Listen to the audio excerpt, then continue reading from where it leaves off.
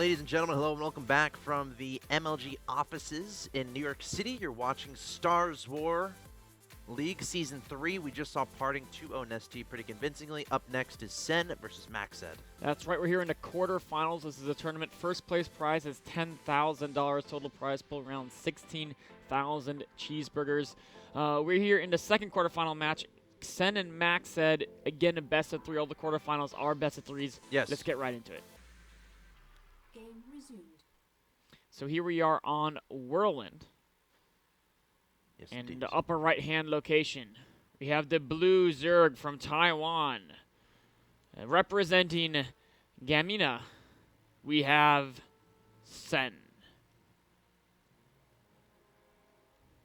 And his opponent in the bottom left-hand location, the red Protoss hailing from China, representing Invictus Gaming, we have Macsed.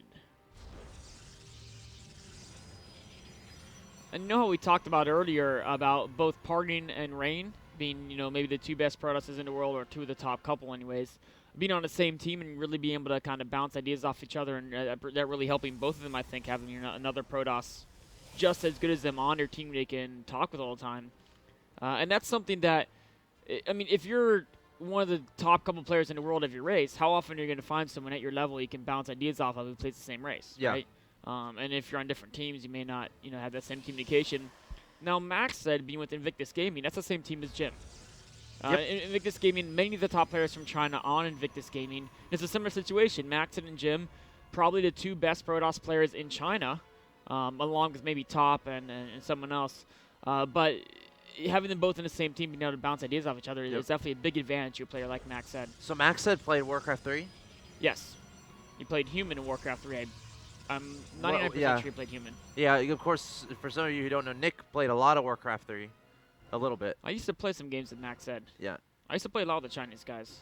How was that? Talk about your experience a little bit there. You know what was the nice thing about Warcraft 3, at least for me also, maybe, I've never been a player who's been as bothered by latency because I just don't micro that much. So with Warcraft 3, there was a program called GG Client, and like I could play on like a Korean host, and it was like a special LAN latency type program. Of course, it's not like LAN because you're playing on a server over in Korea. But it really minimized the delay, so you could do things. You could play much easier internationally, I think, in Warcraft 3 than you can in some of these other games. But playing with the Chinese guys was amazing because the thing that separates the Chinese players, I think, from the American players and European players, more so than anything, is their dedication to perfecting detail. And that's very similar to the way the Korean players are. I think that's why the players from Korea and China tend to have much better mechanics. Their macro and micro is just a little bit more solid. They're a little bit more crisper in all their execution. And it's because when you have a European or American player in general, this is stereotyping, it's not true for all of them, but they'll often lose the game. They'll look at it and say, you know what? I shouldn't have gone StormWars. I should have gone Mutas. Oh, I should have teched a little bit faster. They're trying to figure out how to make their strategy beat their opponent. And the Chinese and Korean players, they'll do some of that. But it's vastly more, I should have been half a second faster on the inject. I should have been a little bit crisper with the micro. And they look to more the mechanical things. And I think that's why, in part, in the longer run, you see these players just get better. And then obviously they add a strategy later, but up until they only really worry about a strategy when they're like the top couple in the world. Up until that point, they're like, you know what? I've seen Parting. Let's focus on the little things and get amazing at them. Exactly, because once you master the micro macro, then you can beat anyone even if they counter your strategy. It doesn't matter. Like, we saw Parting versus ST in that first game, right? The micro macro are actually far more important than a strategy, but it can be very frustrating to many people to try to master them because it's small improvements over time, and it's so much easier to say, oh, if I just get mutas and they're not ready, I'll win. Let's just do this because I can catch them off guard. But in the long run, I think you develop more as a player, and it's really helped the Chinese and Korean scene quite a bit. It's having that type of practice mentality that's at such a high level. Has that helped Macsed enough to do well in this game against Sen? We're going to find out. Looking at openings, we see a Stargate finishing up here from Macsed. Also has 3 gateways. No gases at his natural expansion just yet. Meanwhile, Sen already up to 3 bases of his own, adding on 2 gases at his... this was actually his first 2 gases he's putting up. A lot of Zergs are doing this now. They've been doing it for a little bit. It just is more confusing for people when they scout them. They see 2 gases at the natural. Often they won't even get to the main. The hallucination might time out. The observer might run away, being afraid of being taken out. Or for some reason, they might not get to the main. And if they see 2 gases at the natural, they might think, okay, it could potentially be 4 gases, right? If they see no gases at the natural, they know it's at most 2. So they know there's no tech. But if they just see this, they could say it could be a fast tech. Maybe it's not, because often there won't be gas at the main, like in this case, but they're not as sure. As Zerg player, it's often best to put your gases in your natural first, just to keep your opponent guessing a little bit longer. Couple of evolution chambers added on there from Sen, also a spine crawler. So, and 10 drones in production. So really focusing a lot on that economy. And going for the double evolution chamber is interesting. He hasn't. Did he already get? He didn't get speed yet. So. Nope.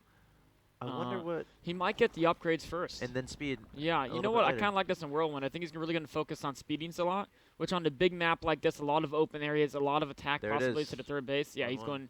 This is actually a really, really strong way, I think, to. This is pretty darn optimized. I really like it. Oh, yeah. It makes me feel fuzzy inside. We're probably going to see speed next with the next Hunter gas and then layer. Now, you see he's gotten these spine crawlers. It's because he really wants to make sure he can focus on drones. He's doing so much investment in the tech. If there's something like a lot of Zell pressure, he will need the spine crawlers. He's getting spore crawlers as well to help out against the Phoenixes. But otherwise, he's in great shape. He just needs to make sure there's no proxy pylons, because if 8 Zells show up and he's just trying to rally in speedings, the spine crawler goes down fast, that could be a problem. So you can see this Zergling is on a patrol route to make sure nothing comes up in this area, another Zergling patrol in this area. And so he would at least have 20 to 30 seconds to react, because the Zells would have to come from outside of his scouting perimeter. So really, really heads-up job with the scouting by Sen. I love these patrolling Zerglings. Yep. It's just such a strong thing to do, and it's gotta just make one sure, Zergling on patrol. Because if you think about what this is weak against, Sen's build right now is if something's attacking right now. Yes, that he doesn't see coming. Yep. Yeah, if he sees it coming, he can build spines and prepare, but if you get caught off guard, it's a Zerg. Exactly. And you know, that's one of the things, that's one of the examples I talk about Korean and Chinese practice. It's just a lot of players, even very, very, very good players, they'll do a build like what Sen's doing. 8 Zelts will come out of nowhere, and they'll just kill them, right? And they're like, you know what, this build doesn't work. I need to get roaches. Or I need to just get blind 20 speedings. Because I can lose to this, right? And then that makes the build weaker. Whereas a player like Sen says, oh, I just need to be perfect with scouting. And yes, Sen probably loses games to sometimes missing a pylon. But instead of saying, oh, I should do a build that's easier to execute, he says, no.